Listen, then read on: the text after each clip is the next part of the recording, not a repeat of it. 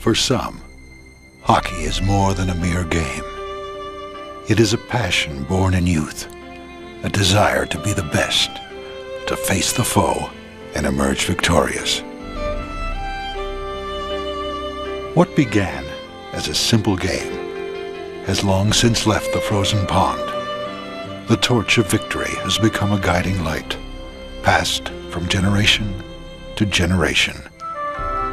Lord Stanley's Cup remained the prize as the quest for hockey greatness crossed the continent. A sheet of ice has become a stage where dreams are made real, where rivalry and competition would discover the best. Dedication and inspiration are the hallmark of the heroes that have led the way, the greatest players to ever take the ice, the legends of hockey.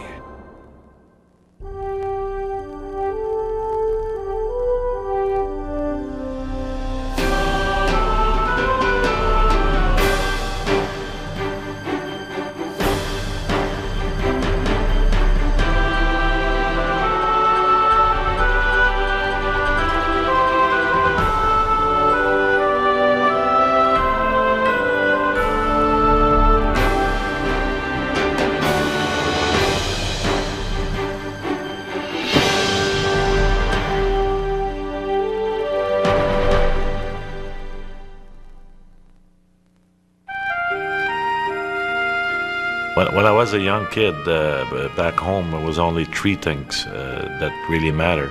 It was politics, religion, and hockey. And for me, hockey came first.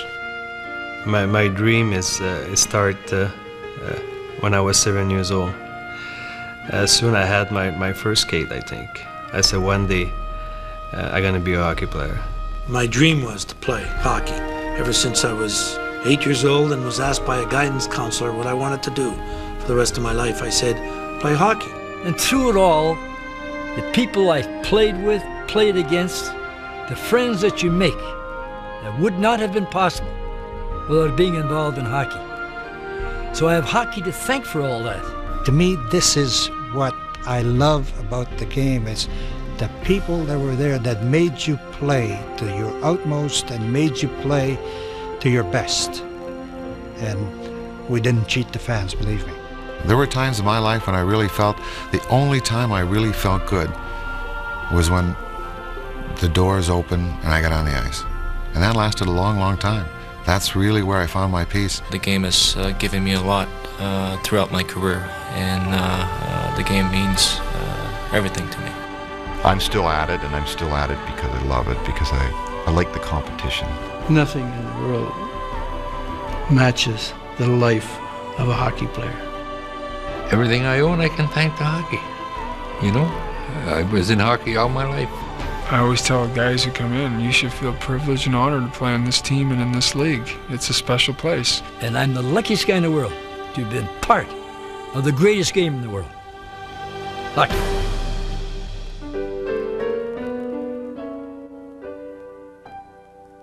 There's a lot of people today who I've known for 20 years that don't know my right name.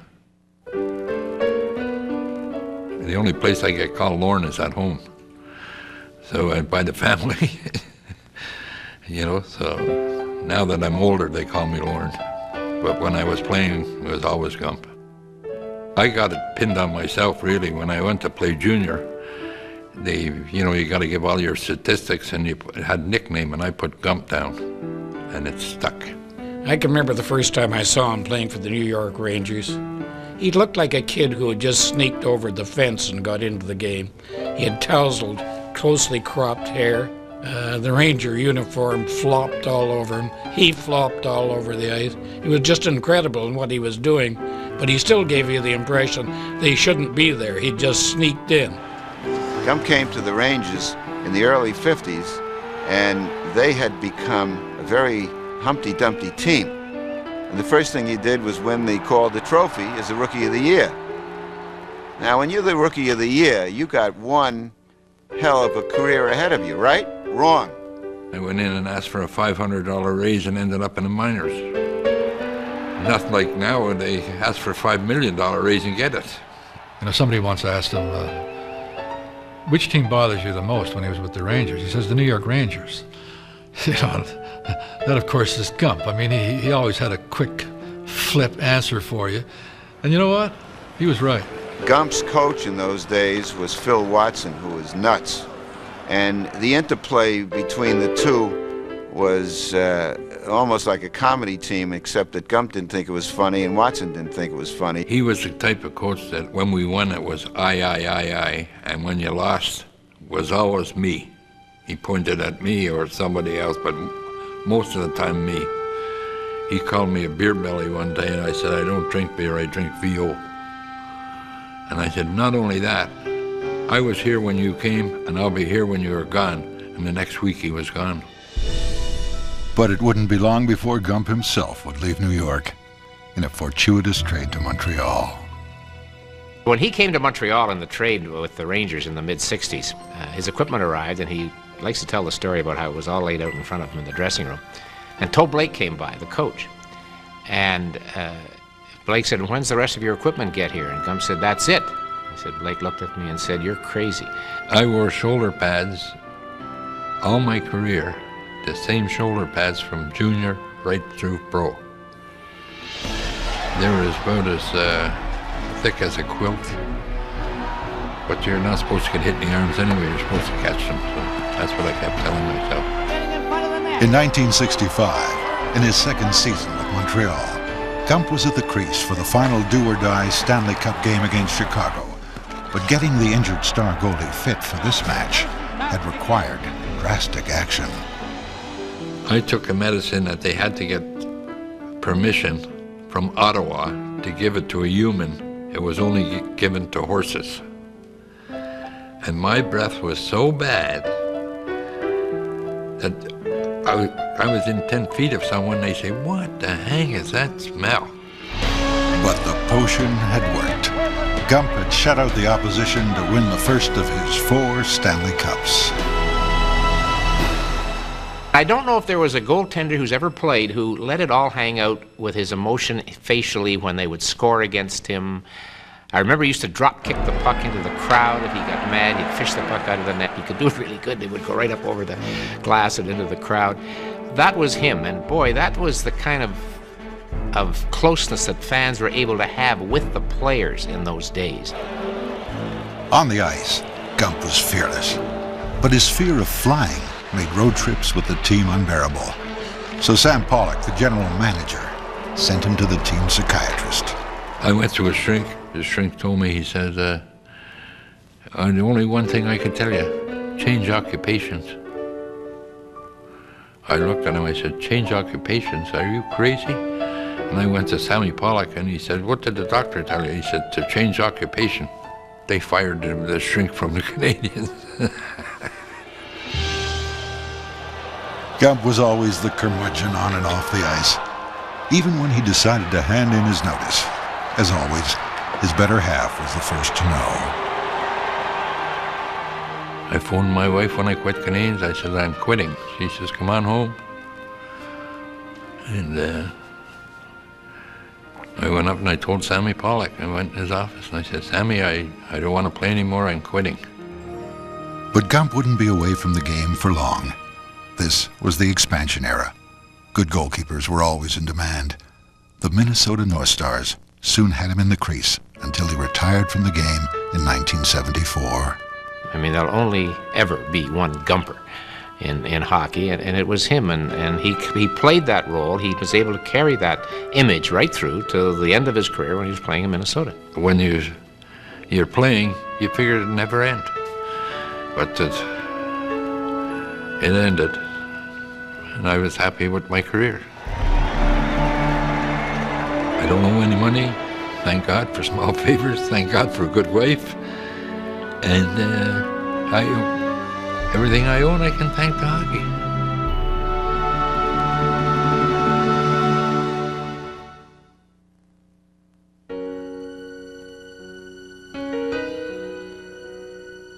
Let me give you a little sentence that my dad told me a long time ago. He says, if you're going to make love, do it to your best or don't do it. And I think the same applies to playing this game. If you don't do it at your best, you're cheating people. Don't do it.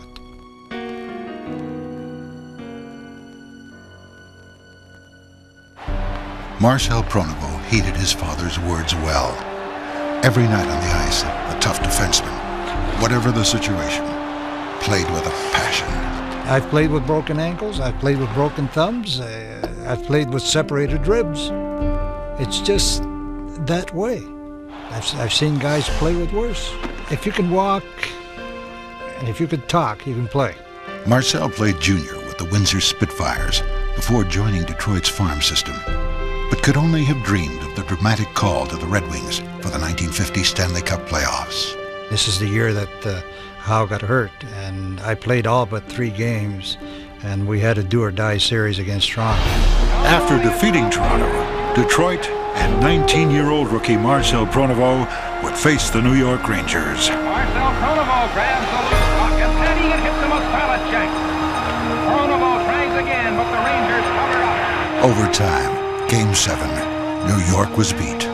Marcel's name was on the Stanley Cup. I remember the game very, very well, but when you look back onto it, it's like foggy. It's like something that you saw happening, but it didn't happen to you. That's the kind of feeling that it gives you. Marcel Pronovost streaks out of the Detroit zone, one of the fastest rushing defensemen in the game. I had enough confidence in my ability because I could skate, and I could skate with any one of them. So as long as I could move, I could get out of the way. Marcel's talent helped propel a brilliant Red Wings team to 3 more Stanley Cups in the next 4 years. Pronovost was an intense competitor. What I enjoyed more possibly than scoring goals was throwing a good body check at somebody or a hip check. When he whacked them, they stayed whacked. He wasn't a dirty player. He was just a really heavy hitter. He was a big guy by NHL standards, and he could really body check. And he was a guy that I often thought the Leafs, they were my team when I was a kid, should trade for, you know. And if they could only get Pronovost, they'd be better. In 1965, Marcel was the key to an 8-player trade to Toronto. Here, he was reunited with his old teammate Terry Sawchuk. But there was a small family matter to sort out. When I first went to Detroit, Dad was always a Canadiens fan. Then he switched and became a Detroit fan. He still liked his Canadiens, but he pulled for Detroit. Then when I was traded to Toronto, I happened to go back home and sat with Dad, and he says, you know, son, he says, when you went to Detroit, he says, it wasn't too bad leaving my Canadiens, he says, but he says, don't expect me to cheer for Toronto. He came to a team that wanted him, and once we had a chance to win the Cup, I think he got very excited. He played like a young kid, he practiced like a young kid, and me being the young guy on the team, along with Mike Walton and a couple others, we had to look at this guy and say, if Marcel can do it, so can we. The team was written off by the media as being over the hill. But in the 1967 playoffs, Marcel and Toronto faced Montreal in the finals. Pronovost, the rushing defenseman, scored in Game 5. Game 6 brought the Stanley Cup back to Maple Leaf Gardens.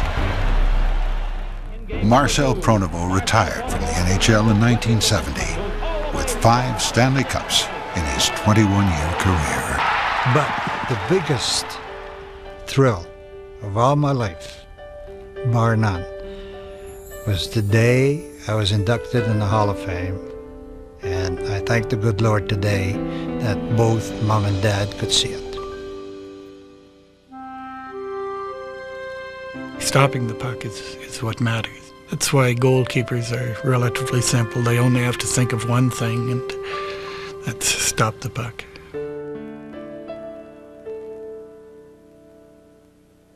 In those days, hockey was a poor man's sport, and I think coming from Saskatchewan, we qualified very well, and we couldn't believe that the rich kids didn't play hockey. They really weren't that interested, and we thought that everybody had to be interested in playing hockey. When I really settled down in goal, I was probably 10, 12 years old. If you played on a poorer team, well, there was lots of action around, and that's what you enjoyed about the game. Glenn Hall joined the Detroit Red Wings, where he earned Rookie of the Year honors in 1956 with 12 shutouts and introduced his own distinctive style. Glenn Hall is the father of the butterfly style of goaltending that every goalie uses today. It was considered in those days, they called it flopping, and they said, oh, he's down, you can't play when you're down, and you can't do this, and it was not an accepted way of stopping the puck. If you looked at him on tape now, you'd wonder what the fuss was about, of that butterfly style and going down on your knees. Relative to a contemporary goalie, he's a stand-up goalie. He hardly goes down at all. But compared to goalies of his generation and of those that preceded him, he played the way goalies weren't supposed to play. Hall was traded to Chicago after 4 years as a Red Wing. He would spend 10 seasons as a Blackhawk, winning a Stanley Cup in 1961. Yet, goaltending never came easy for Glenn Hall. A remarkable save by Glenn Hall. Glenn Hall once said, I like everything about hockey except playing. It's a familiar story now about how Glenn used to get sick to his stomach even between periods of a tough hockey game. I can remember games in Montreal. I was the official scorer in those days at the Forum, and the game would begin, and a couple of minutes Glenn would signal to the referee, and he would skate off and go into the dressing room. Everybody knew what he was doing. The other team, the Canadians, would know. They would just stand around. Nobody made a fuss about it. Glenn would come back out, and the game would resume. What an awful way to make a living, you know. And if anything, I got up for the game too early. I got up for it really early. And I hated to play poorly, and knew I was tremendously capable of playing poorly, but I hated it. The remarkable thing about Glenn Hall, and scary at the same time, was the fact that he had to face the hardest shot in the history of hockey, Bobby Hull, in practices. And Hull was a headhunter. I remember Glenn telling me one time, he said, Bobby, he didn't care who the other goalie was. People thought he should take it easy on his own goaltender, but he didn't. And Glenn said, I was in danger out there, and it was obvious just talking to him about it. He didn't enjoy that too much.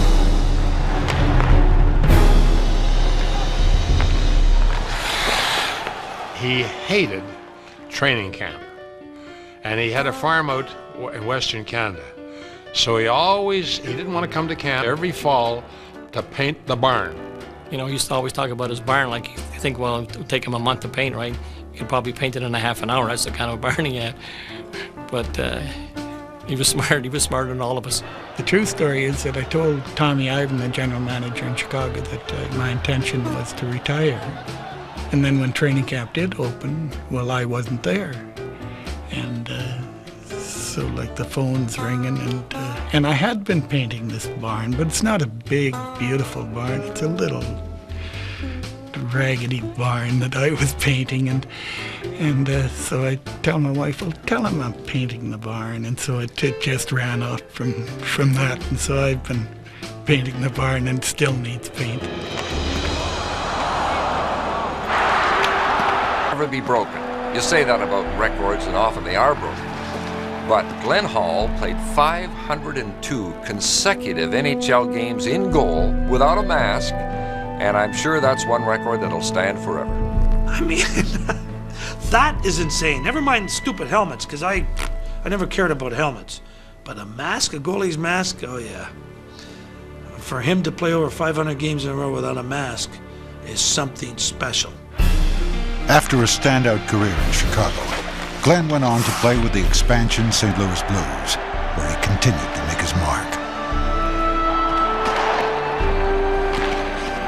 I think most people that rate goaltenders all time, they always have Glenn Hall in the top 2 or 3 goalies. I mean, that's how good he was.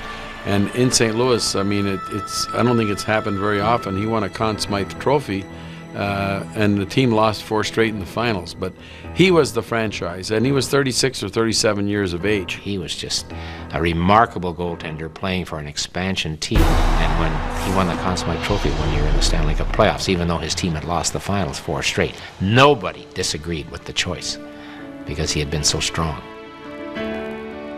For a young Saskatchewan boy, the Stanley Cup, 3 Vezina Trophy, and 7 first-team All-Star selections are more than he ever dreamed of.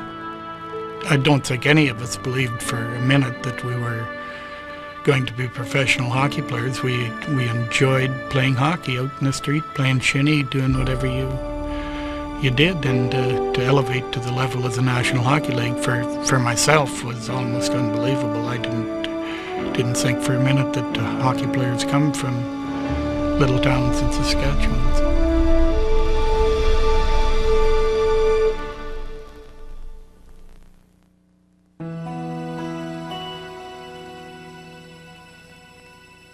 To be a successful professional athlete, I think it has to come from within.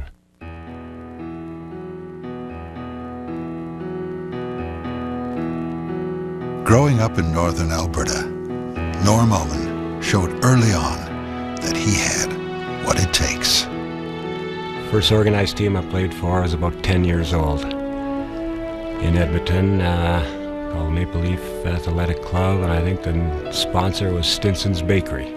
We were out there every day, you know, playing on the ice and trying to hone our skills. You didn't want to stop and go in, so you'd just keep going, and then after, when you got home, you had your skates off, and just the feet would start just tingling and burning and hurting, and I could remember rolling on the floor in pain. After showing his form with junior and minor pro Edmonton teams, Norm found himself in a Detroit jersey in 1955, on the ice with two of the greatest names in hockey, Howe and Lindsay. When you get there, you're in awe to begin with. What am I doing here, you know, so to speak?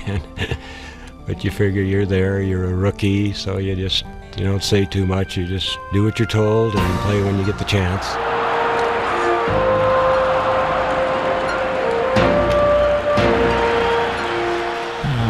He worked very hard, he had a good shot, he skated well, he stick handled well, and he was a bulldog when he was on the ice. I mean, he worked the whole time.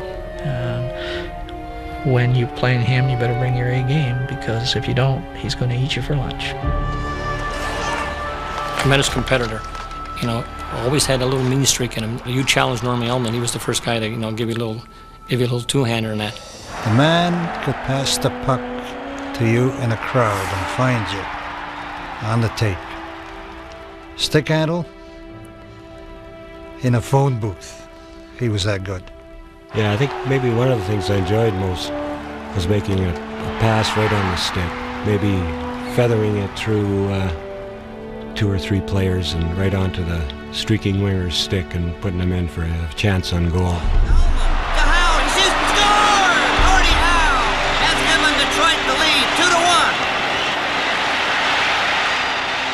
He was kind of a quiet superstar, you know, that probably didn't get the accolades he deserved. You know, he did everything well. He wasn't the greatest skater, but he got there, and he didn't have the greatest shot, but he scored a lot of goals. Allman could win face-offs. He was very trustworthy to play against the other team's best players, and I am sure it would be a joy to coach Norm Allman. Donning a Toronto jersey in 1968, Norm Allman's competitive spirit made him one of Coach Punch Imlach's favorites. Norm Allman was a quiet man, almost monosyllabic as far as that goes, in the dressing room and on the ice, but he led by example. He used to put his head down and go and take that puck, and he carried everyone with him. He was an inspirational player in a quiet way. Whenever he did speak, we all listened. So he didn't waste his words, but he got right to the gist of things. One of the best players in the history of the league that's never won a Stanley Cup. I wasn't the most gifted skater or didn't have the hardest shot or a lot of the other abilities individually, but I think determination and desire had a lot to do with my success. Norm Allman was inducted into the Hockey Hall of Fame in 1982.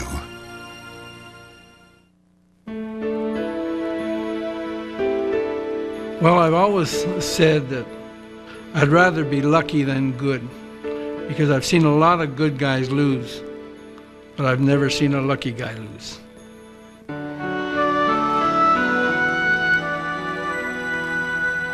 Well, I came up from a big family. 9 boys and a girl. I was the youngest. Unfortunately, I broke my leg when I was 7 years old. But my dream was to become a hockey player. And this leg was broken in half. And really, I never developed a muscle my whole life. Despite his injury, Dickie Moore soldiered on. He was a trooper, and by 1949 he was well on his way, playing on the winning Memorial Cup team with the junior Montreal Royals. I was about 15 or 16, and they brought me up to play junior A, and Dickie Moore was actually the captain of the team. And I was fortunate enough on my very first shift, I scored a goal playing with Dickie, but it was pretty easy tap-in goal. He could have scored the goal, but he was that kind of a player. He was a big team player. By Christmas 1951, Dickie Moore was with the Montreal Canadiens at the Forum. As a result of his childhood accident, Dickie was never a great skater, but he more than made up for it with grit and commitment. I wasn't the biggest built kid, but I felt I had a big heart. I could match anybody. When he came to Madison Square Garden, the fans chanted, "Get more! Get more! Get more!" They didn't chant, "Get Richard." They didn't chant, "Get Geoffrion." They didn't chant, "Get Beliveau." They didn't chant, "Get Harvey." Get more! And that said everything you had to know about Dickie Moore as a competitor. I enjoyed playing out of town. And I had a lot of fans. They booed the hell out of me all the time. They cheered me. They used to call me Ding Dong. They'd ring bells, you know, and I'd say, well, listen, at least they know me. Harry Dickie Moore goes end to end in a dazzling rush. Across to Dickie Moore using Geoffrion as a screen and scores! The mid-50s were the glory years for the Montreal Canadiens. Alongside Rocket and Henri Richard, Dickie Moore would twice top the National Hockey League scoring race. Determination was his hallmark. This guy won a scoring championship playing with a broken hand. He said, "No, I will not stop playing. You, doctor, will put a cast on my arm, and I will continue playing, and I will win the scoring championship," which he did. Now, how many people can make that statement? Since time began, the players tried to play the game without sweating, and it doesn't work that way. And he was totally prepared to sacrifice everything, and he sacrificed his body. 4 operations on this leg, 3 on the other leg, a concussion where the room turned for 10 days. Came back after that, the doctor says, "Moore, Dickie, you're gonna have to wear a helmet." I get back into the room with the coach. He says, "You wear a helmet, you don't play this game." So I had to play without a helmet. We didn't call him Wounded Knees for nothing. I mean, this guy, I remember once we were out in the West Coast, and we were at a hotel in Victoria, very quiet, you know, it's around tea time. All you could hear is the tinkling of the cups. But as we walked along, Dickie and I, you heard crack, crack, crack. I said, "Hey, Dickie, what's that?" He says, "What's that?" "It's my knees." But nothing could destroy Dickie's indomitable spirit on an almost unbeatable team. And from 1956, 5 consecutive Stanley Cups belonged to the Canadiens. So for Dickie, talk of being traded to arch-rivals Toronto was like the end of the world. I wouldn't accept a trade or go play for another team. It hurt. It broke my heart, really. Of course, that's part of the game, but I was too proud to accept it. After a year off, Dickie missed the game and finally agreed to play a season for the Maple Leafs. But when the expansion St. Louis Blues were formed, Dickie, the warhorse, was in demand once again. It was amazing that he came and played. In fact, during the playoff games, he would go. I don't think he left the rink. He'd come down in the morning. The trainer worked on his knees. He iced them and did treatments on them just to get him through the hockey game. It was amazing. He was like 38 years of age. Scored real key goals for us. After the 1968 playoffs, Dickie would leave the game he loved, but his passion would last a lifetime. Well, I've always said, and I think a lot of my ex-teammates can tell you, that you just can't buy the fun this game gives you. He's a fabulous guy. He's become a fabulous businessman, and he's a great guy to know, and he's a great man for charity. I think the world's very blessed to have a guy like Dickie Moore, for what he's done, both on and off the ice for the people in not only in our sport, but for the people that have been in need. And he stepped forward. He's always stepped forward. So I think the world's a very lucky place to have a Dickie Moore.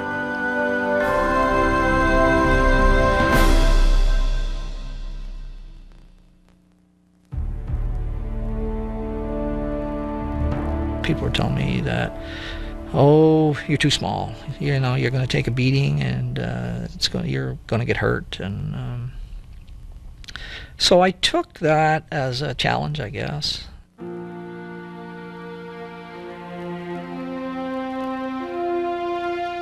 Dave Keon grew up in Noranda, Quebec, where winter comes early and stays late. Hockey was a way of life.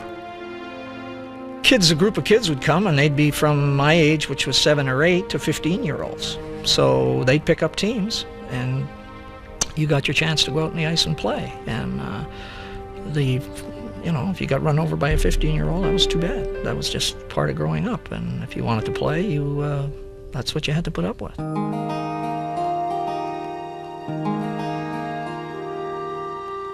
Winters were pretty cold, and there was no television, so you were kicked out of the house, so you had to do something. So hockey was the first option. Dave won a place at St. Michael's College in Toronto, a training ground for the Maple Leafs, where on-ice lessons stressed the importance of being a complete hockey player. I said I didn't want to learn to check. He said, well, if you want to play and be successful, you're going to have to learn to check, or else you're going to have to be able to score 3 goals a game. And if you can do that, you don't have to check. Well, I came to the realization that I wasn't going to score 3 goals a game. In 1960, 20-year-old Dave Keon donned the Maple Leaf jersey. A memorable 20-goal rookie season won him the Calder Trophy. In the early 60s, Toronto was the team to beat. Start of the year, what are our goals? Our goals to win the Stanley Cup. Or to die trying. The Leafs' commitment paid off. Beginning in 1962, they were Stanley Cup champions for 3 consecutive seasons. It was hard work, but it was fun. When it was over, we were really satisfied with what we'd done. And I still, to this day, I remember the first time we won, seeing Alan Stanley, Tim Horton, George Armstrong, John Bauer, just how happy they were, the looks on their faces. They've been playing for 12, 14, 15 years, and this is the first time they'd won. And here I am in my 2nd year. I think this happens all the time. I come to find out that it doesn't. But in fact, Dave Keon led Toronto to their 4th Cup of the decade, beating the Canadiens in the 1967 Stanley Cup Final. Keon was the most outstanding player and earned himself the Conn Smythe Trophy. I was happy with winning the Conn Smythe Trophy. I was happy winning the Stanley Cup because it was the last year of the 6 teams, and it was 67, and we were playing the Canadiens. And, to me, when you win the Stanley Cup, you always look back. Who did you beat? Did you play the Canadiens, and did you beat them?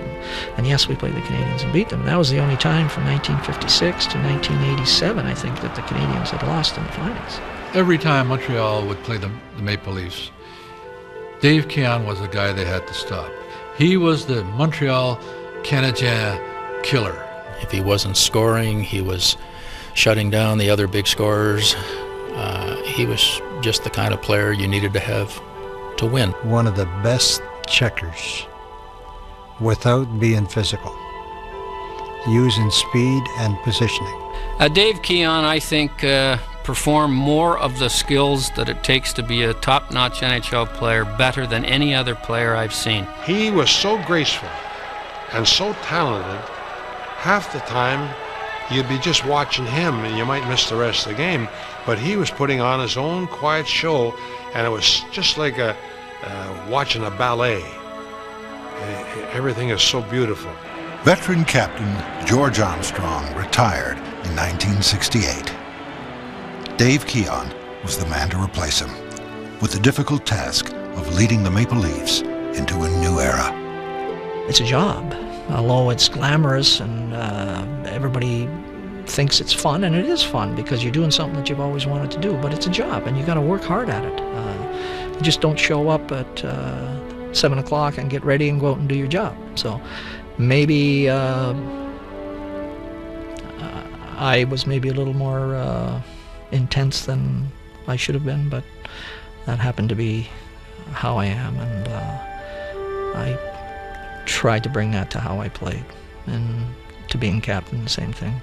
You know, Dave Keon is the kind of guy who wouldn't hesitate to go after a player on his own team to tell him what they did wrong, and that it wouldn't be a bad idea to start doing things right. But that's what Dave Keon was all about. That's what hockey's all about. That's what any sport is all about. He had a lot of pride in his profession, and I think he just wanted other people to approach the game exactly the way he had. For anyone that wouldn't follow someone like this, I think they have the problem, not Dave Keon. In 1970, Harold Ballard became the Leafs' new owner. It's no secret that Ballard and his players didn't always see eye to eye, and soon relations between Keon and Ballard deteriorated. Harold was that kind of a guy. Sometimes he rubbed players the wrong way. Sometimes he didn't pay players what they felt they deserved. If I had Dave Keon on my team, I'd pay him whatever he wanted. It was really a joy to coach him in Minnesota and in Hartford in the WHA after his stormy exile from the Toronto Maple Leafs. And Dave Keon is a kind of a misunderstood guy. You know, he loves the Leafs. He didn't think he was treated as fairly as he should have been at the end of his career. As a result, we didn't see him at the closing of Maple Leaf Gardens, which was a tragedy. I tried my best to talk him into going to that, but knowing Dave as I do, when he makes his mind up about something, you're not going to change him. He was a complete hockey player, and he wore that Maple Leaf like no other Toronto player I've ever watched.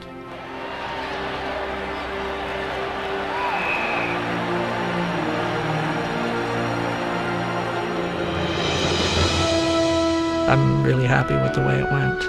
I didn't think I was going to play it was going to last the first year, and I lasted 21 more. So it was, for me, it was a lot of fun.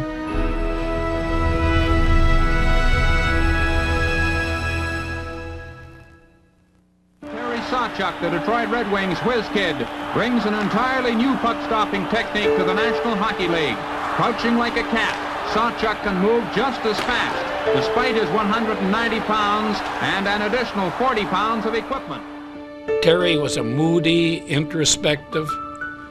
Well, he was a goaltender. I think that explains everything. Whenever barroom conversation gets around to greatness and goalies old and new, one name like a ghost appears. Terry the Uke Sawchuk. No man, it's claimed, before or since, could match his game. First 5 years he was in the league, he was the greatest goaltender that ever played. I mean, nobody will ever surpass his talent. I mean, you could throw a handful of rice at him and he'd catch everything, and that's just how good he was. He'd crouch and just dare you to put the puck, and you couldn't put a P by him. When he wanted to play hockey, nobody was any better than Terry. I mean, his record speaks for itself. He's the best that ever played. Terry was a born winner. I mean, can you imagine what he did one year in the playoffs? They won 8 straight games, and he had 4 shutouts. You think that'll ever happen again? 8 games, he had 4 shutouts. I think his goals against average was 1. He didn't allow a goal in any game played on Detroit ice. Sawchuk is mobbed by his jubilant teammates as the game and the series comes to an end. He was always a very serious person. I saw him quite often, and I don't know if I ever saw him smile. He was sardonic, and sometimes someone might say to him, "Terry, how do you feel?" And if he was feeling particularly down, he'd say, "With my hands, dummy." We were playing in Toronto, and I hit this kid, fired the puck just over the boards, and hit this kid right smacked in the nose and broke his nose to smithereens. And they brought him in the dressing room after. And Terry went over and grabbed his goalie stick and gave it to the kid. And he looked at me and he says, "Morris, don't you tell anybody." No, he didn't want to be known as the good guy. because that's how he got rid of people, was by being obnoxious, because he was self-conscious. Don't get on the wrong side of Terry Sawchuk. Otherwise, he will never open the door for you. Believe me. But he's such a compassionate guy when you get to know him. Terry Sawchuk gives a remarkable... What fans remember most is not Terry Sawchuk's shortcomings, but his record-setting 103 shutouts, a mark that stands to this very day.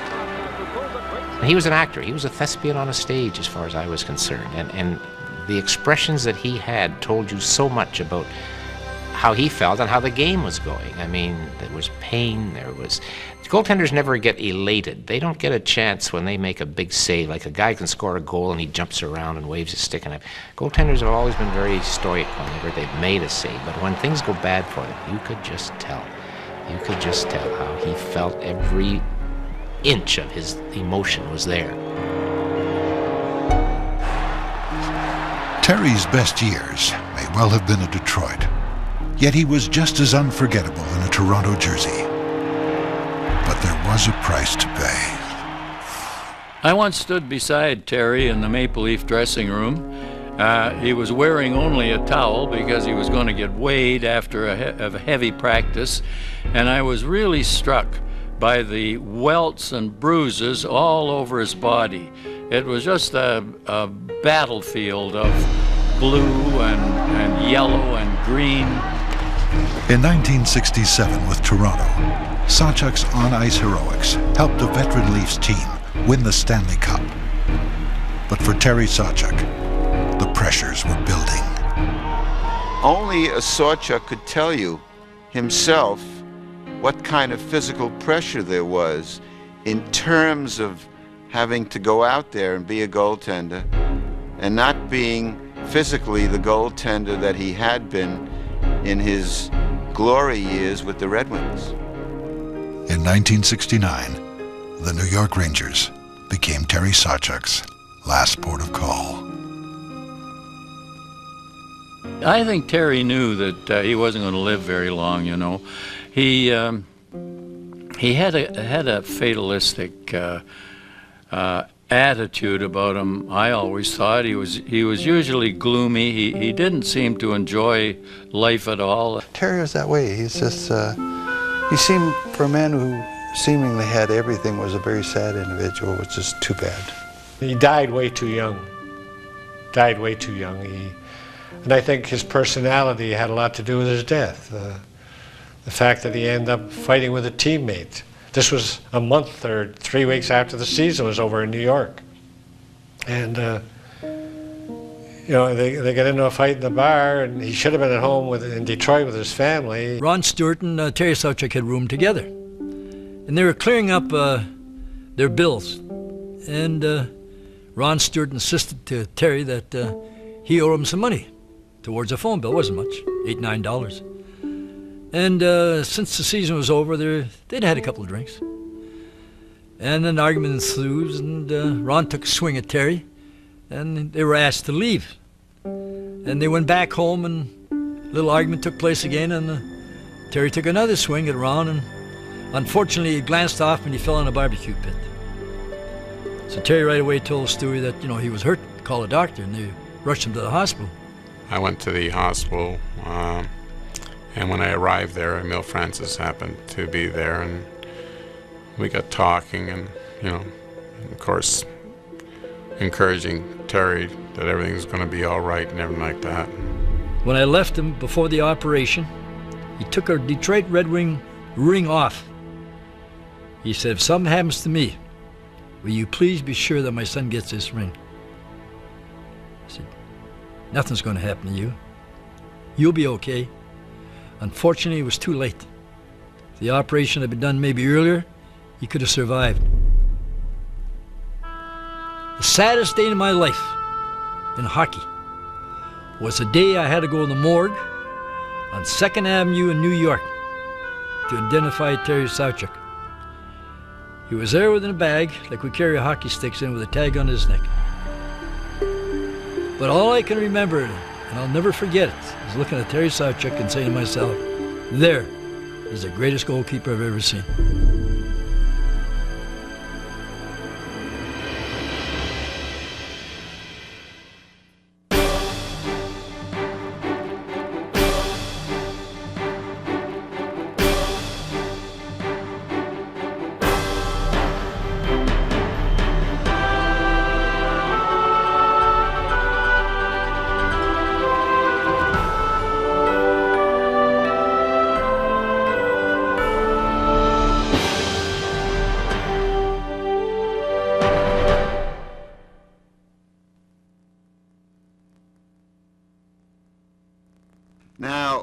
Glenn Hall was a very, very low-key guy, and actually a very amusing guy.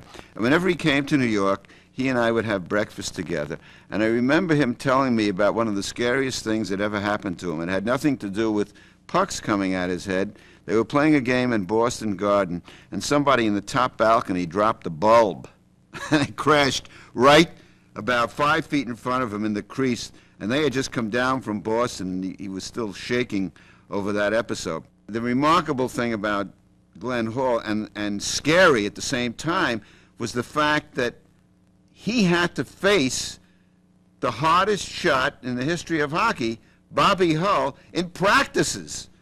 And Hull was a headhunter, and Hull didn't give a damn about the fact that Glenn Hall was a little bit nervous to begin with, and he had to face this crazy guy, Bobby Hull, slap shooting the puck at speeds of in excess of 100 miles per hour.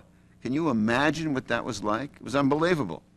Glenn Hall is the father of the butterfly style of goaltending that every goalie uses today. And I was the one who invented the description of it. I didn't call it the butterfly, which I think is a phony expression. I called it the inverted V, because when Glenn went down, the pads, his legs went out into the V, which covered both of the posts. And it was very thoughtful, insightful, and was innovative. But I remember a game at the Madison Square Garden, at the old Garden. They were playing the Rangers, and the one guy who tormented Glenn Hall the most was Andy Bathgate. And Andy Bathgate got the puck in front of Hall. It wasn't a breakaway, it was a pass out. And as usual, the Chicago defense was somewhere in New Jersey. They couldn't be bothered. And Bathgate got the puck in front of Glenn Hall, who was like the Indian rubber man. I mean, he could contort himself like no goalie before or since. And Bathgate did a 180-degree move in front, like a windshield wiper, going from one side to the other. And Hall got into this contortion, and then Bathgate went from the second side back to the first, and I actually thought that Glenn Hall would split in half, and there would be two Glenn Halls there, the top part of his torso and the bottom. And of course, Andy put it in past him, which not only, it should have given Hall 10 hernias for the price of one, and all it got was a goal. Glenn was marvelous, and of course I was at the Detroit Olympia when Chicago won its last Stanley Cup. And there's a wonderful story about that, because they beat Detroit to win the Cup. And at that time, the Blackhawks were owned by Jim Norris. And, you know, he's one of the wealthiest guys in the world. The team had stayed at the Leland Hotel, which was the official hockey headquarters. The only problem was that in 1961, when Chicago beat Detroit to win the Cup, the Leland was on its way out to the world of decrepit hotels. In fact, it was about to be torn down.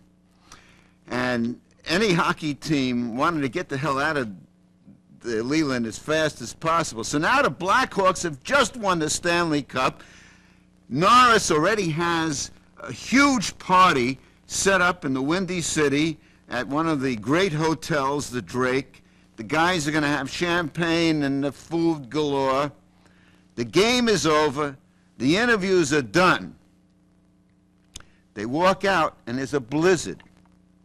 A blizzard in Detroit in the middle of April. They cannot fly out.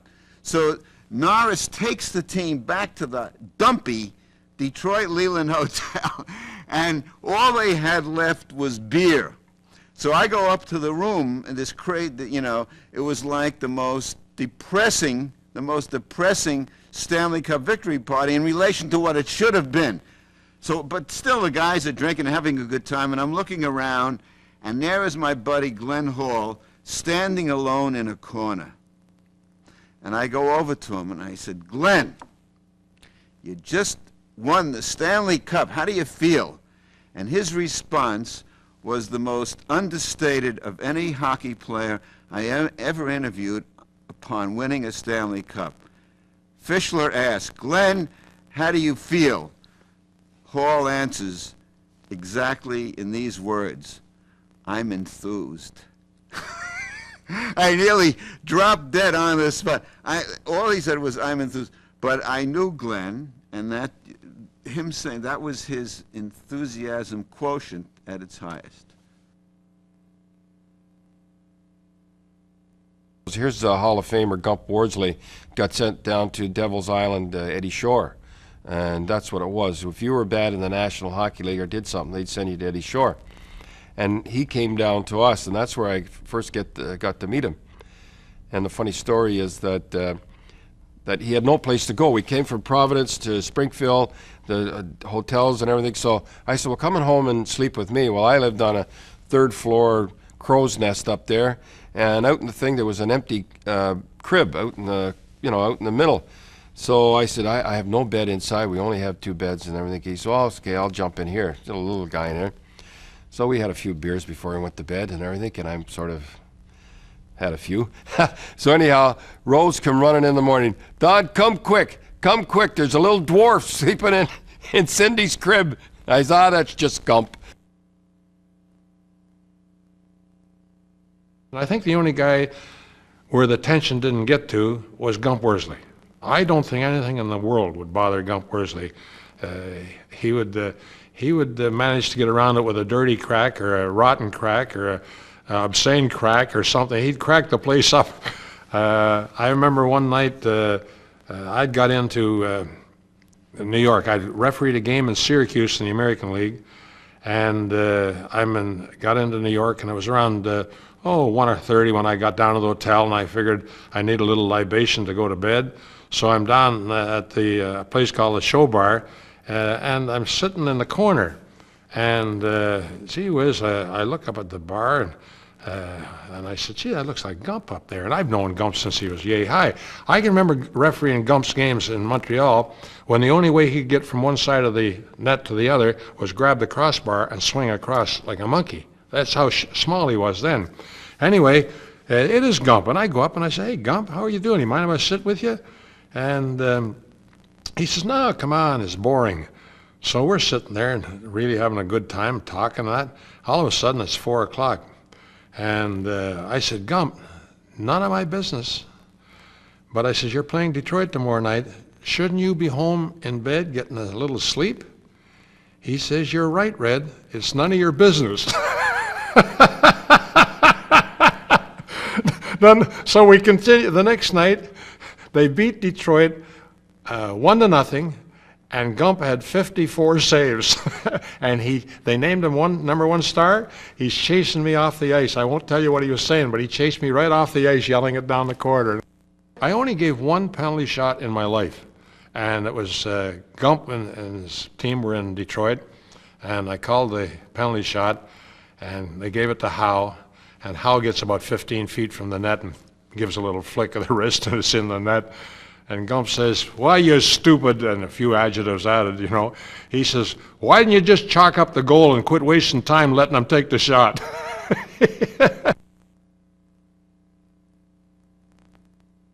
What I remember about Dickie, aside from the fact, he was a great player. But, these players, they go on, and after a little while, they're not playing as well as they did earlier in their career. And now we're getting into the back 9 of Dickie's career. And he was being benched quite a bit, by Toe Blake. And this is here's a proud guy, and he doesn't want to be benched. He wants to play. And after a game in Chicago, I believe it was, it's 2 o'clock in the morning. There's a knock on the door. Open the door, it's Dickie Moore. What are you doing here, Dickie? He said, I just wanted to tell you, I'm quitting, I'm going home. I'm not going to sit on that bench any longer. I said, are you out of your mind? I said, we're 2 or 3 days away from Christmas. The Canadians are playing in Detroit. You go home now. After the career you've had, people will remember Dickie Moore as being a quitter and nothing else. He said, well, I just can't take this business of sitting on the bench I'm not going to do it. But we talked on and on. But 5 in the morning, finally, aha, a breakthrough. He says, okay, I'll go to Detroit and see what happens there. And he says, but what's happening to me? He said, what's going on? He says, why can't I score? I said, you can't score, Dickie, if you don't shoot. You have to shoot the puck to score a goal. A couple of nights later, we're in Detroit. He's in the starting lineup. Henri Richard is facing off. He passes the puck back to Dickie. Dickie is about 5 feet this side of the center ice red line. He brings a stick back, whack, whoosh, right under Terry Sawchuk's arm into the net. Dickie jumps up and down, skates down the boards, goes behind the net, comes up the other side of the rink, and the press box is above there, waves his stick up at me, and then keeps on going. He scored another goal in that game, and this was a pretty happy guy after the game because he stayed, he played out the year with the Canadians, and that was it, but he didn't quit, and of course, Dickie Moore would never, ever quit, no matter what he said.